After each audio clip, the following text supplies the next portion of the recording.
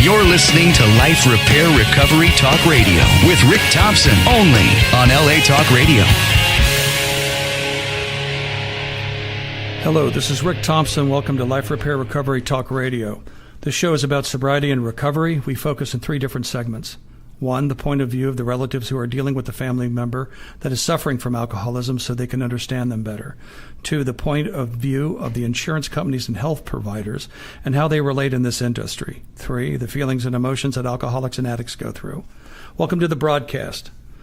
Tonight's show is dedicated to a longtime friend, Chuck Kaysen, who just passed away. I have known him for 23 years since the beginning of my sobriety in Dallas, Texas. He was a great comedian and talent.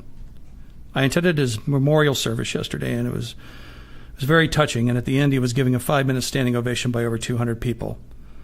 He had the heart of a lion, and I will surely miss him. The topic for tonight's show is parents and their children in recovery, and how the parent is affected by their children relapsing, therefore going in and out of treatment centers, and the effect that it has on the parent's recovery and or emotional condition. Tonight we have a very special guest in the studio, Kurt Hewlett, who's not only a man in recovery, but my close friend as well. Hello, Kurt. Hello, Rick, and thanks for having me. How are you? I'm good. Great. Kurt, I'd like to start off and ask if you could please share with us a bit of your story and background. Sure, Rick. Well, I'm a local native of LA. I grew up in the San Fernando Valley. My parents separated when I was really young, and so my mom was a working mother, and I have a brother that's a year and a half younger than me. And for the most part, we had a pretty normal childhood, and aside from the fact that it was the 60s and divorce was kind of still on the so-so thing, and single mothers working were really so-so as well. But we had a good upbringing, and I spent some quality time with my father, who was a practicing alcoholic, but also a functioning alcoholic. So it worked for him. And I just thought growing up that it was what people do. Grown-ups drink and party, and I was exposed to a lot of that in my childhood. And then roughly when I was in junior high, I started stealing beers and doing what kids do. Just, good, clean American fun. Just drinking and doing all those things American that we do. And then, of course, it's as it is. It's a progressive situation. And started trying out the other things, marijuana and LSD and all the fun things of that era. And then roughly when I was about 18, 19, I started having some problems with the law, and my father, who was really good at coming to the rescue right when I was at the end of the rope, got me a job that was a pretty well-paying job, and drugs and alcohol were very, very prevalent in that particular field. So he basically helped me get out of some problems, but also helped me to be enabled with my personal problems, being drugs and alcohol. Finally, when I'd been doing that for about 2 years, I got introduced to the program. A friend of my father's was in recovery, and he ran a place out in Pasadena, and I was checked into there, and that was when I was about 19, and I was in and out for a number of years, about 7 years.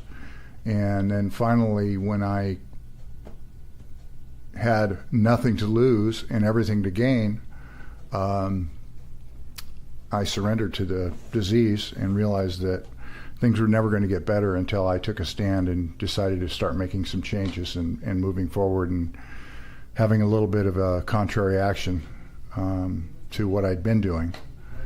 And, lo and behold, here I am sitting with you, trying to share a little bit of hope. I've got some kids, and they pretty much have followed in my footsteps, and they have a little bit of problems in the same areas that I had. And was your father, just to interject for a second, I have a question. Was your father, was he an alcoholic?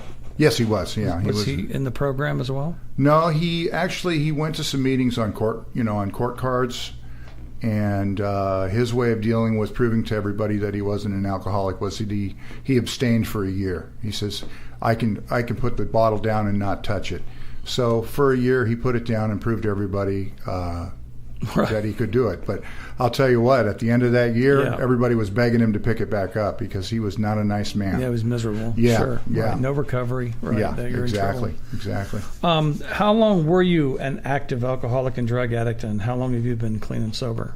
Well, I started drinking when I was around 11 or 12, and I tried smoking marijuana and stuff when I was like 13, 14, and then that grew into LSD, and then it just got to the point where anything that would alter my feelings. And I did that till I was 19, so about 7 years.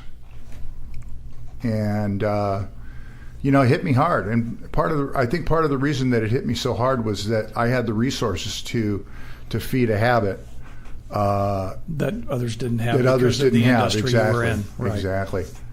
And so then finally I came in at 19, but I kept going, and I went on that quest that so many alcoholics do, as I was going to prove to everybody that I was not alcoholic for any reason that I could, whether it be I was too young or look, I got a good job, I got this, I'm not living in the gutter. All the excuses that we make as alcoholics were all there with me, and I burned all those out in about 7 years. That's amazing. You only were out for 7. Yeah.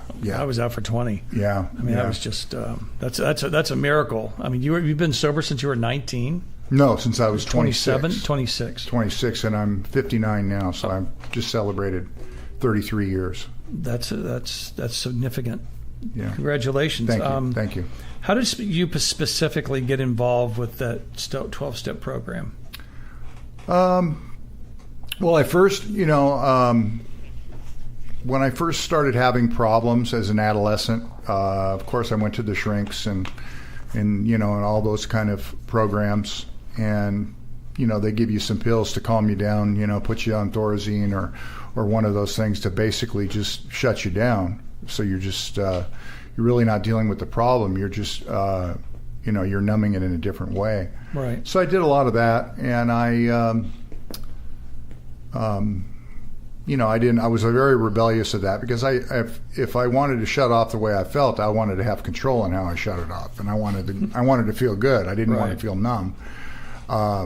So I would go to the shrink, and I would play along for my folks and do all the things they thought I was doing, and then I would just cheek the medication and then just get rid of it, and then I'd go out and do what I'd always done with my friends.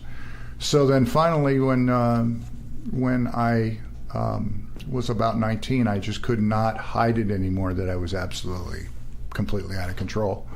And so I just did that, I did that shuffle for 7 years, back in and out of the rooms, and I didn't stay out during that time because anytime the pressure came on, I would jump back into the rooms. I would, if I caught some sort of a DUI or one of those things, I would always end up going back to the meetings and filling out court cards or what have you. I was always going for them, whether that be the law, the family, the job, but I never was there for myself. Right.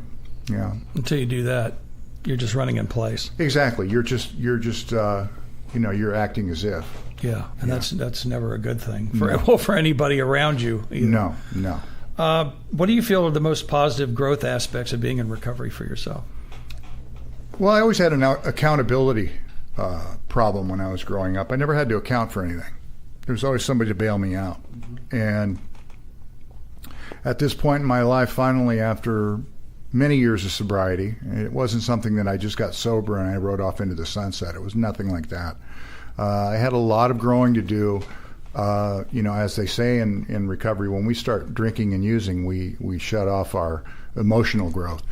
So here I am at 20. I'm physically 26, but I'm emotionally about 13 when I finally came here and stayed here. And I basically had to learn how to live after I got sober. Right. All of a sudden, if I'm not acting right, there's nobody to blame but me. That's true. And if I'm not being responsible at my job, there's nobody to blame but me. And just it's gotten very basic, especially in the last five or so years. It's gotten really basic in my life that I don't have anything around me to blame except myself, and not really necessarily blame, but to take responsibility. Exactly. Sure. And my life has gotten progressively better, and I've had a lot of stumbling blocks in the path. One of them being I married a woman that was a recovering alcoholic, and she decided she wasn't one. And, we had 3 kids. We had all the shiny stuff on the outside and the white picket fence house and all that. And then here I've got these 3 little kids following me around, and Mom decides she's not going to stick around, so I became a single dad, which is something I never, ever prepared myself for. It must have been hard. Yeah, it's been very hard, and they're all grown now, and we've had a lot of challenges. My son just recently checked back into recovery. I hope and pray that does it for him this time. And my 2 daughters are still testing the waters, if you will. And I keep them in my thoughts and prayers always.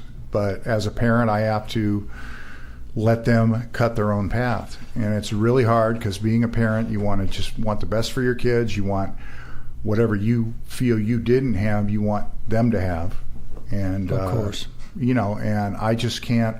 I've had to really get real with that and realize that I can't inject in them something that I know. They have to want to hear it. They have to find that answer themselves. And it's like Mark Twain said, when I was a young kid, my parents sure were stupid, but it was amazing how smart they got when I got older. Yes, that's very true. Yeah. And I think my son's finally starting to come around, and but I understand that I was an adolescent at one time. Even like I said, when I got sober, I was still an adolescent, emotionally. Of course, yeah. And I didn't want to hear about it. So all I can do is just lead by example and make sure that I'm living my life to the best of my ability with the tools that the 12-step program has given me, and surround myself with positive situations and people, and take the best foot and put it forward, and hopefully by example then I got something to pass on to the next guy, whether it be one of my kids or another alcoholic that's seeking help. Right. In your opinion, what is the overall In your opinion, what is the overall success rate of the people that attempt to enter recovery? From your personal experience of people that you've either helped get into recovery or that have gone through it. I've got a lot more people that I've seen come through the door and not stay than I have stay. I have a lot of friends that have 20 plus years, but for every one of those friends I could probably easily, and this is just a guesstimation, but I could very easily name 5 people for every one of those that have stayed. It's a very powerful disease, and I think one of the biggest problems that we have in addiction and in alcoholism is the fact that we want to prove to everybody that we're not different from anybody else. And it's just true. That's not the way it is. And no. I have that in my core being. I'm one of those that have been given that gift. But there are a lot of people out there that are still wondering if they're an alcoholic or if they have a drug problem, if they're an addict. Yeah, well, it doesn't take too long to find it out when you're standing alone and you've painted yourself into that corner, and there you are with yourself, and you have to say, it ain't them, and that's the point I got to. And that catching up on your emotions to balance out with what your sobriety is tricky. That's a really incredible and difficult journey. It was for me. Yeah. To get that balance. It took years for me to get that balance to where I was making decisions that weren't emotionally based. Well, and I think also is that there's a lot of fear in that. Of course. We're afraid to feel. Sure. Because in the past we've had circumstances or repercussions from right. feeling, whether it be, a damaged relationship or a bad situation that we just are used to washing away with drugs and alcohol. And now we've got this thing, but sure, we have to have faith that it's going to get better, but there's still that little piece of fear that's going to always be there with us because it's been so inbred to us, if you will, through our personal experiences. I still don't want to feel, in a lot of times, and especially bad situations, I don't want to feel. But I realize that if I go through them enough times, then I'm beating the fear. And the everything that we do in life and process through an alcoholic or drug addict way is all fear-based stuff. Yeah, we're scared. Yeah, that's all we've reacted from is a position of fear our whole lives, and right. Learning how to trust anybody is difficult for us. I know it's difficult for me. It's very hard for me to trust, and I understand your position, full measure. Let me tell you. Yeah. Well, I'm finally having some successful relationships in my life, and they're not perfect, right. And they're never going to be perfect. And I've had to realize that it's not either on or off. Everything has two forces in it when I have a relationship with another human being, and I think that I really have to work on the especially with my kids, with the unreasonable expectations that we put on people. Yeah. Yeah. We do that. I mean, I've learned that through working with my sponsor and working with others. We can put a very unrealistic expectation on somebody else that we wouldn't even hold to ourselves. And all we're doing is setting ourselves up either for disappointment or a situation to have a resentment or just a heartbreak, and right. Those are the things that I really try and work on day by day for a number of situations in my life. Mm-hmm. Okay. Well, I would like to take a moment and talk to the audience about the Villa Treatment Center. Their integrated substance abuse and dual diagnosis program rests on foundational principles of personal responsibility, structure, and service. Whether you're at the beginning of your recovery journey or farther along the road, the Villa Treatment Center offers an individual plan to suit all of your recovery needs. Detoxification by doctors specializing in addiction medicine, residential treatment, transitional living, day treatment, and full care outpatient services are available. Please call 818-505-6900 for further information. That's 818-505-6900 and begin your recovery now. The website for Life Repair Recovery Talk Radio is www.latalkradio.com. Life Repair Recovery Talk Radio on Channel 1. We are broadcasting live from our studios every Sunday at 6 West Coast time, and all of our shows are archived on www.latalkradio.com site and can be accessed 24/7. Our call-in number is 323-203-0815. That's 323-203-0815. And now back to our show. Kurt, how many children do you have, and when was the first time that you noticed one of your children was engaging in either alcohol or drug use? Well, I have 3 kids, and my oldest, my son is 23. I have a daughter that's not quite 21, and I have a daughter that's 20. My middle child, my daughter, she started engaging really young, which was about 10 or 11. From what I understand. But it's funny because the way we act out as alcoholics and addicts is we're constantly looking for the outside to fix us. And I noticed that in all my kids early on. They were looking for something to fix them, whether it be video games or going on the internet and doing whatever they're doing, and all those kind of things that we do. But back for us, it was all the outside. If I only got this, then I'd be okay. mentality. I noticed that about my kids for a long time, and tried to keep a handle on that and tried to keep an eye on it. But in this day and age, it's like there's so many things on the outside that people can obsess and fix over. Then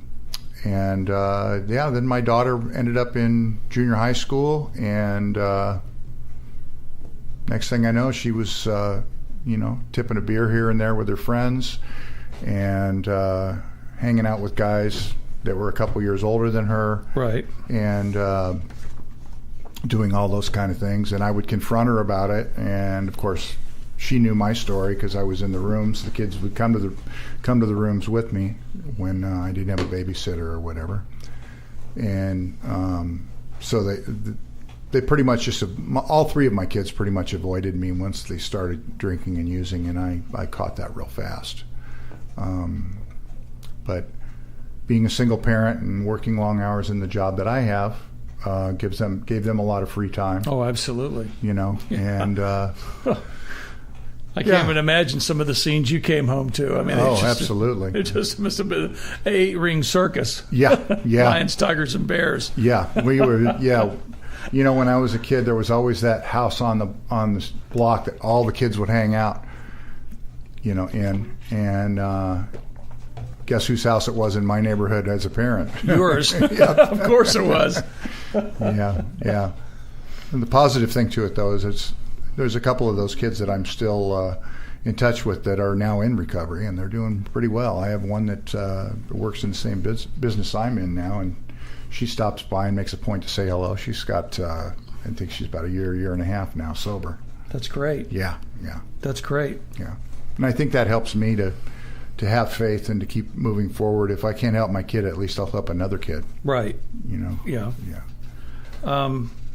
How did you address the issue with your kids when you would come home and see your environment in such psychotic disarray? Every situation had its moment. There was no formula for it. There was a lot of attempted grounding, but Right.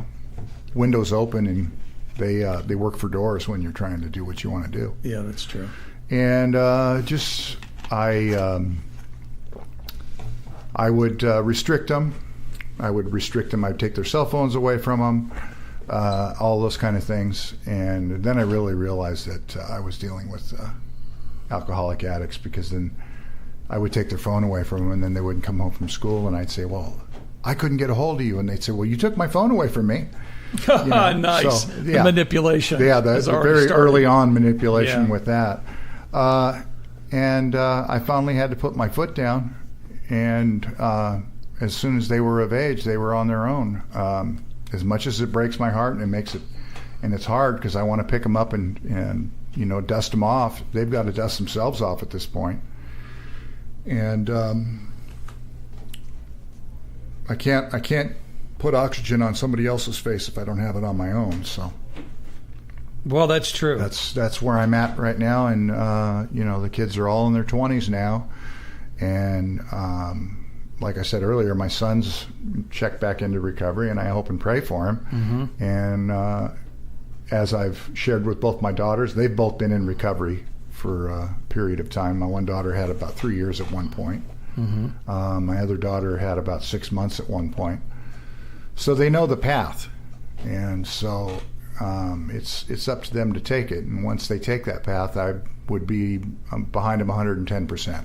Got it. And I think they know that, so at least I've shown them the choice, and if nothing else, they've seen the choice themselves, and they're making the choice that they're making right now. Well, sounds like your son's doing good. Yeah. We've got a phone caller. Hello, welcome to Life Repair. You're on the radio. Yeah, hi, this is Bill. How are you? Hey, Bill, how are you? Good. What's going on? Oh, well, we're just sitting here having a discussion about being a parent and having... I wouldn't know about being a parent unless... your dog got crocked? Unless that involves animals. Yes, because if Scooters went out and got lit, then you'd have something to talk about. Well, yeah, if my dog or my cat ever uses drugs or alcohol, I'll know how to deal with them. But, on the other hand, I know what it's like to come from an alcoholic family, and I know what it's like to, have alcohol and drugs destroy a family because that's the family I came from. Understood. So, I was listening to Kurt talk, and how's it going, Kurt? Hi, Bill. Good to hear from you. Yeah, good to hear from you. Kurt and I share the same industry, or I should say we used to. But yeah, alcohol destroyed my family. And, I watched what it did to my mom, and I watched what it, did to my brothers. Subsequently, both of my brothers ended up killing themselves because they couldn't get sober. And it changed my mom's life. It changed my life. It changed my dad's life. My dad was the active alcoholic in the family. And, you guys were talking earlier about, getting in touch with your feelings. I didn't even know how to feel anything until I got sober. And it wasn't until my first sobriety that I actually learned how to get in touch with my feelings. And, that was really hard. And it's still hard to identify with feelings today. Oh yeah, so, don't you feel that sure. like your feelings are scary sometimes? Yeah, dude, because you have to be real, you have to identify and you have to, be responsible for your feelings, and it's scary. Yeah. Yes, it is. Yeah, it's frightening. It's a complete nightmare sometimes. Well, a couple years back, I found out that I had a form of cancer that, was treatable. And when the doctors first told me that I had cancer, it was like the first thing I wanted to do was like pretend like this wasn't real. And I've been sober over 11 years, and it was the first time that I thought, well, maybe I can shut this down if I go have a drink. And then I caught myself thinking, wow, that's not the answer here. And it all worked out, and I didn't have to use over it, and I didn't have to alter my lifestyle or anything, and everything worked out. But my first instinct was, shit, I don't want to have to deal with this. I don't want to have to, feel these feelings. I'm scared to death, and I don't know what to do. And that's when my disease says, hey, you know what to do when you feel like that. Let's get on board. And thank God, I didn't have to go that route. Yeah, you're very lucky. You're very fortunate. Well, I'm glad that you didn't take that choice. So am I. Yeah. I mean, well, there's people that care about you that would lose you as well. It's not just about you anymore. And that's what happens in sobriety. You build a life, and you rise from the ashes of the family that you came from, and you get a new family. And that's basically what all of us have in recovery. Is we all have a family now. Yeah. Right. Yeah. Well, I've said it many times, and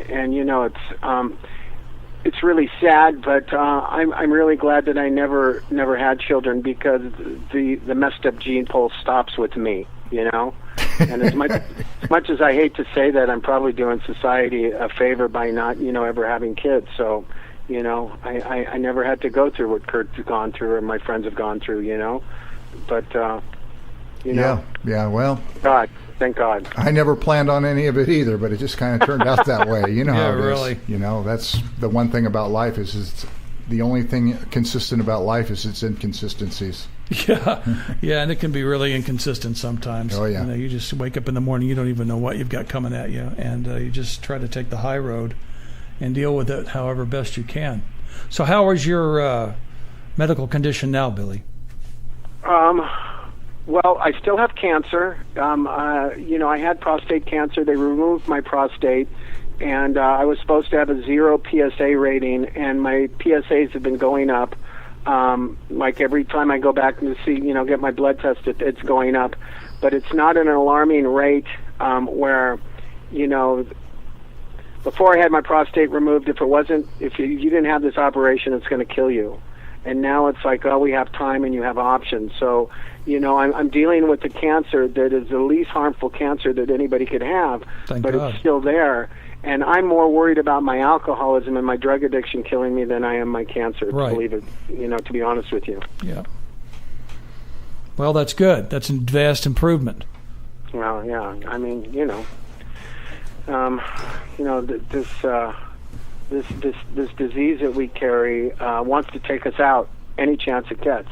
Right. I've got another call. Hang on just a second, Billy. I don't mean to cut you off, but I got another call. I'm going to bring this person in. All right. Hello. Welcome to Life Repair. You're on the radio. Hi, Rick. It's Tim. Hello, Tim. How are you? Tim? I'm doing. You're on with Billy Tim. and Kurt and myself. It's a great guest. Great topic. Hi, Tim. Hi, Tim. How you doing tonight, man? Good, thank you. Man, I've got 3 kids, and I love it. I love every second of it. They drive me nuts. They make me happy. They make me go crazy, but I love every second of it. There you go. Absolutely. Thank God for program. Saved my life 17 years ago. I just celebrated, I think it was a week ago, 17 years clean and sober. Oh, congratulations. That's fantastic. And I had a 50-year career in an industry that I've loved since I was a child. And I tried to destroy it with booze and drugs. And thank God I didn't, and I got clean and sober.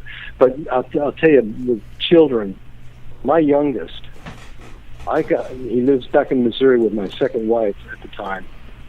8 years ago, I got that phone call on Sunday morning at 6 in the morning from my oldest son that you never want again. And he says, Dad, they just airlifted Kyle out of Bowling Green, Missouri to St. Louis on a fentanyl alcohol overdose. They can't wake him up. And that whole day, my prayer was, God, please wake Kyle up. Please wake Kyle up. Tell Kyle it's time to get up. Jesus. And late that afternoon, I got the phone call. He was awake. He was okay. I brought him out to California for 3 weeks, and I took him the program. You there? Yeah. You on a plane? Oh, no, I'm not. I wish I was. I took him the program, and I'm proud, so damn proud of him to say to you today, right now, he's clean and sober, almost 9 years, working in sobriety, helping people, and loving every that's minute incredible. of it. That's an incredible outcome. What a blessing! And because, man, Rick can tell you, I've been to the wall and back in my life. Yep. And thank God for program. This program saves me every stinking day, one day at a time. That's fantastic. I just love it. I love it. I love you, Rick. I'm going to get off and listen. You can elaborate a little bit, but I want to hear what other people have to say. And thank God for your program, and thank God for your guests tonight. Thank you, Tim. Guys. Thanks for calling in. It's always good to hear from you, buddy. Billy, you still with us? Yeah, I'm still there. Okay. Well, that's kind of funny. My son's name is Kyle, too. That's right, it is. Yeah, that is wild. I didn't even put that together. Yeah, You're absolutely right. I was saying, wow, it's coincidental. Yeah. Yeah, that is something else. Wow. It's, I've watched Tim go through the things that he's gone through, and it's just amazing. We've got another call coming in. Hang on just a second. Hello, you're on the air. Welcome to Life Repair.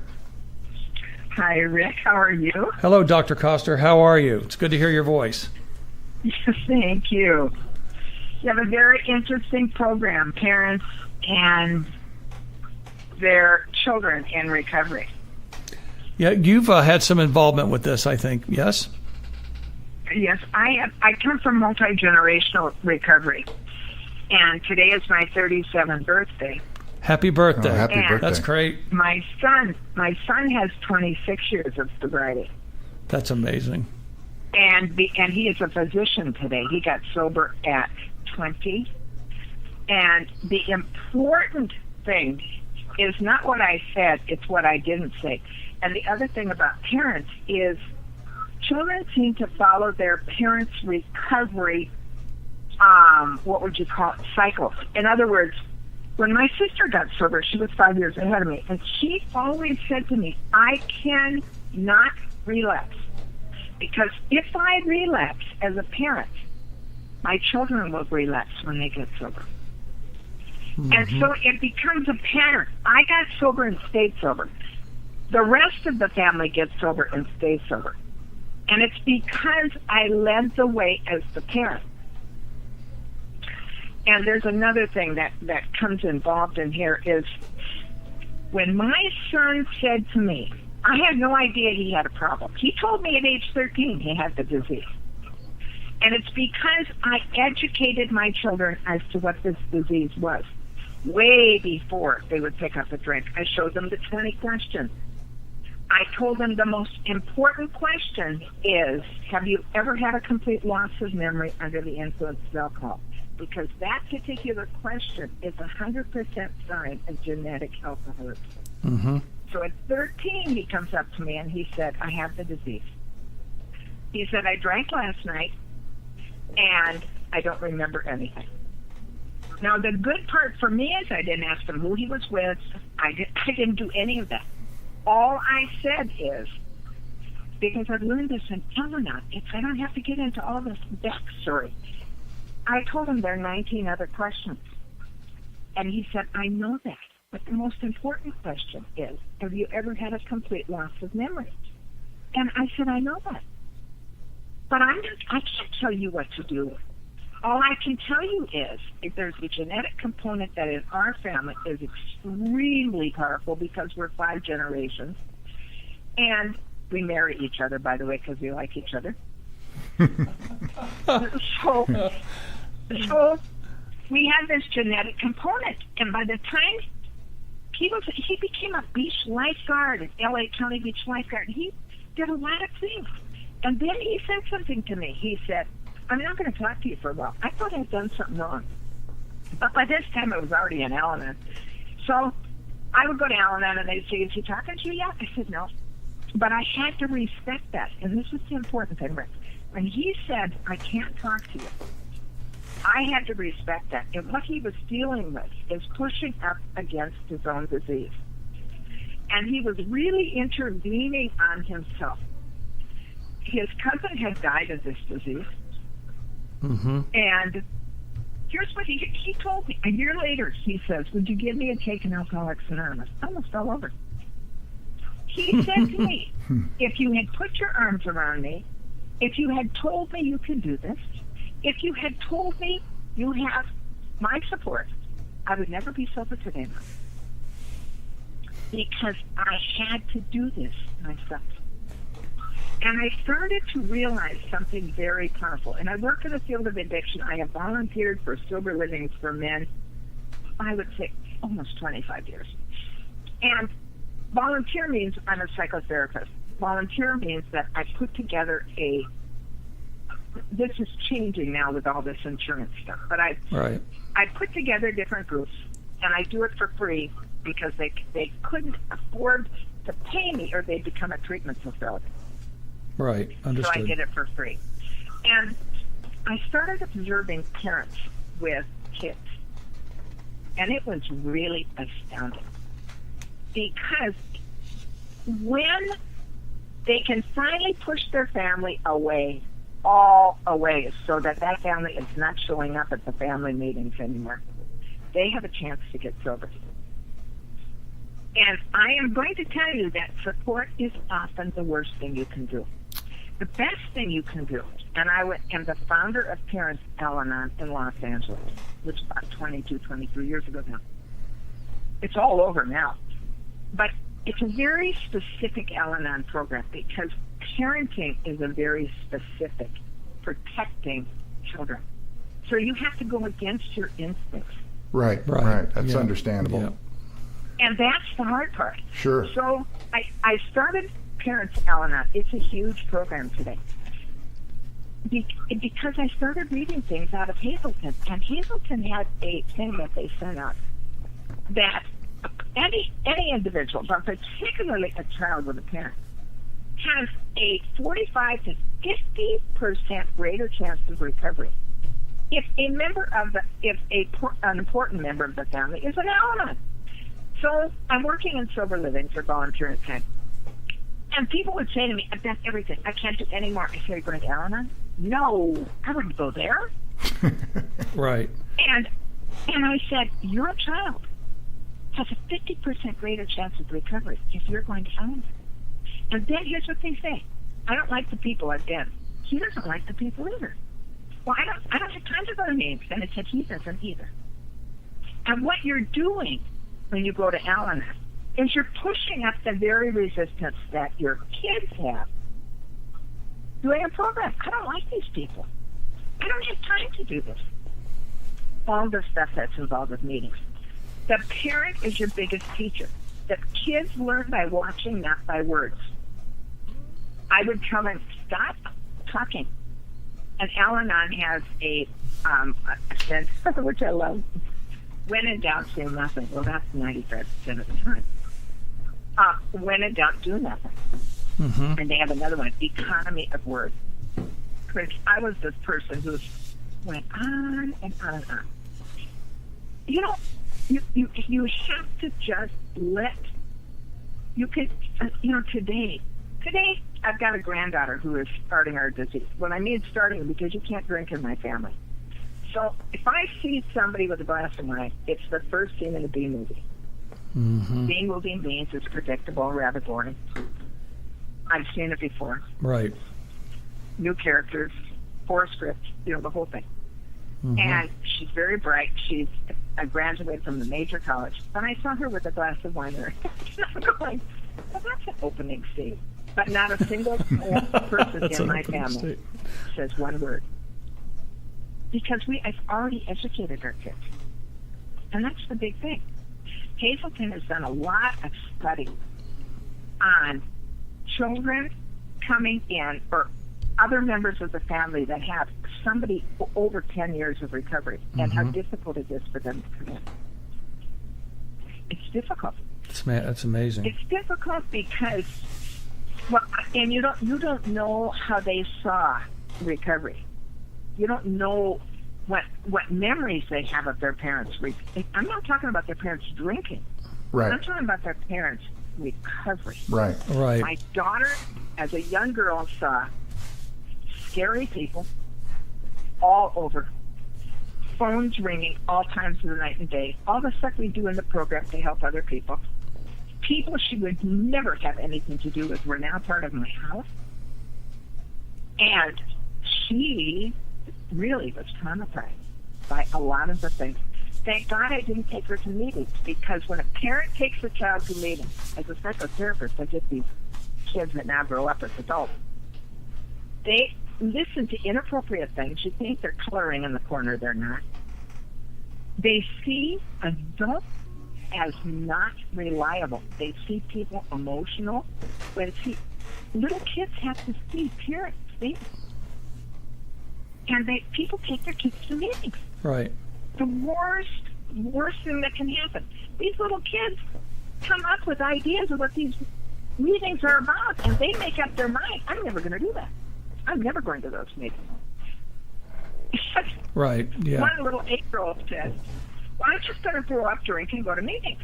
Now, it sounds simple, except she did do that. She did grow up, and she began to drink. Only it took her 25 years to get to the meetings. So my recommendation to people is, the less you say, they are going to watch you. Got it. Dress well, all of that stuff. And whatever you do as a parent, you must know that if you relapse, you've got a pattern for your kids. Great. Thank you, Doctor, for calling in. We really appreciate it. Thank you so much. Have a good night, okay? Bye-bye. Bye-bye. Billy, are you still with us? Billy went to France. Okay. And Billy does that. He does that, and he's really good at it because, all of a sudden, we'll look over and he's got a beret on. We won't know how the hell it happened. That's why we call him Wild Bill. Wild Bill. Wild Bill. Yeah. One question I've got for you is, how many times have your kids been in and out of recovery, Kurt? Well, my son, I think he's been probably in and out maybe 5 times.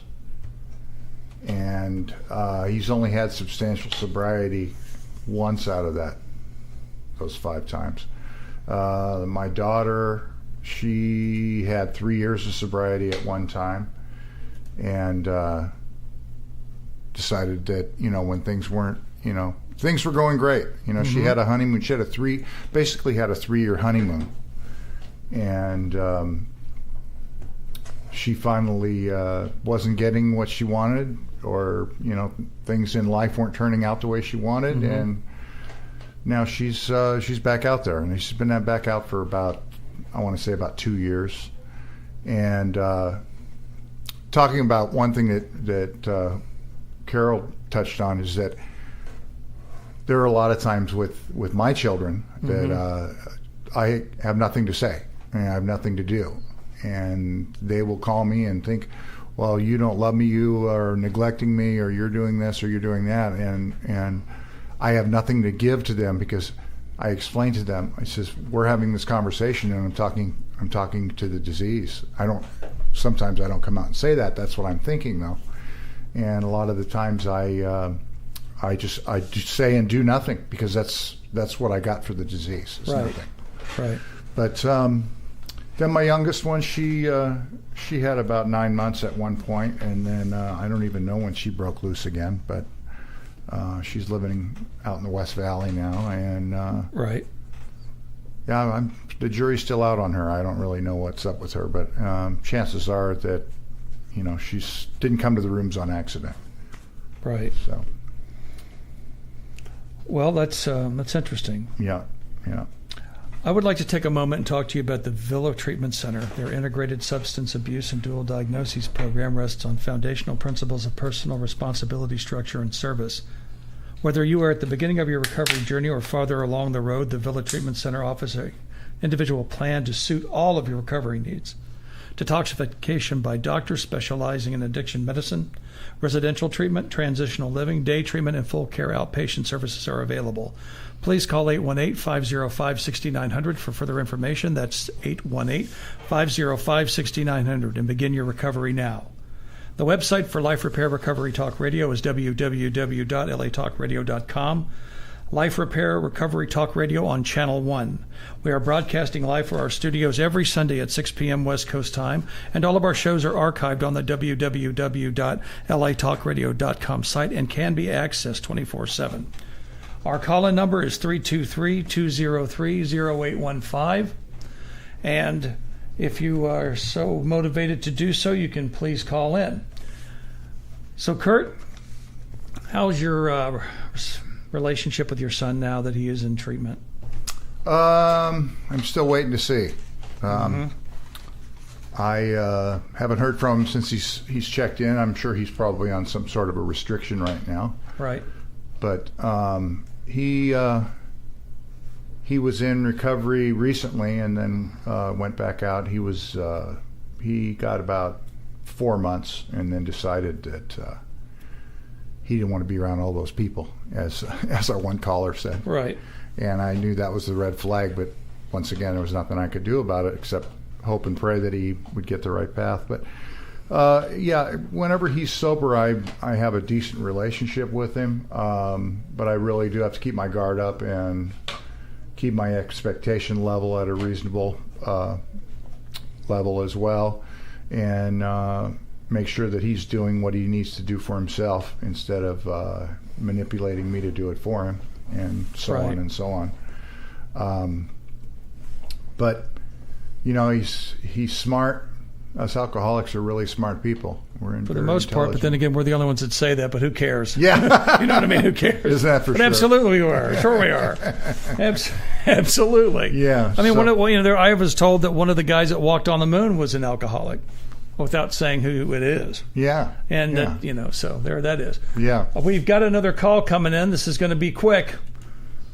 You're on the hello there. Hi, you're on the air. Welcome to Life Repair. You've got about 15 seconds and then we got to go.